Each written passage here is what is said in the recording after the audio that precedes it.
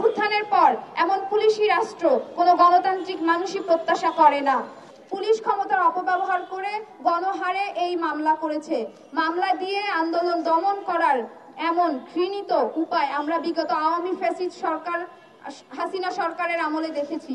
জুলাই অভ্যুত্থানের সময়ও আমরা দেখেছি কিভাবে আন্দোলনকারী ছাত্র জনতার নামে সরকার এমন মিথ্যে মামলা দায়ের করে গণগ্রেপ্তার চালিয়েছিল।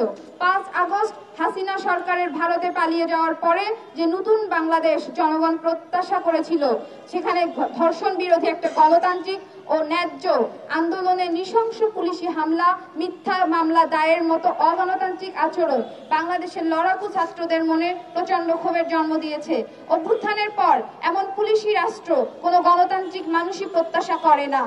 ধর্ষণ ও নিপীড়নের বিরুদ্ধে বাংলাদেশ সুস্পষ্টভাবে ব্যক্ত করতে চায় আওয়ামী ফ্যাসিবাদ শাসনামল থেকে টেনে আনা পুলিশের ধর্ষক, নিপীড়ক, অপরাধের পাহারাদারি ও মজলুমের উপর অত্যাচারের চরিত্রের অবসান ব্যতীত মুক্তিযুদ্ধ ও 24-এর গণ অভ্যুত্থানে গণমুক্তির আকাঙ্ক্ষা বাস্তবায়ন সম্ভব নয়।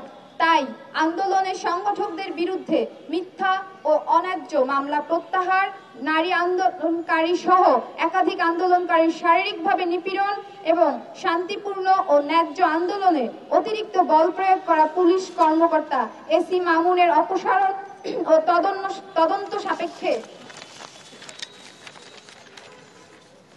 হামলায় জড়িত অন্যান্য পুলিশ সদস্যদের দৃষ্টান্তমূলক শাস্তির আওতায় আনা, ব্যর্থ স্বরাষ্ট্র উপদেষ্টার পদত্যাগ, ধর্ষক নিপীড়কদের বিচার সহ 9 দফা মেনে নেওয়া এবং সংঘবদ্ধ ও উস্কানিমূলক অপপ্রচার বন্ধে কার্যকর উদ্যোগ গ্রহণের দাবি জানাচ্ছি।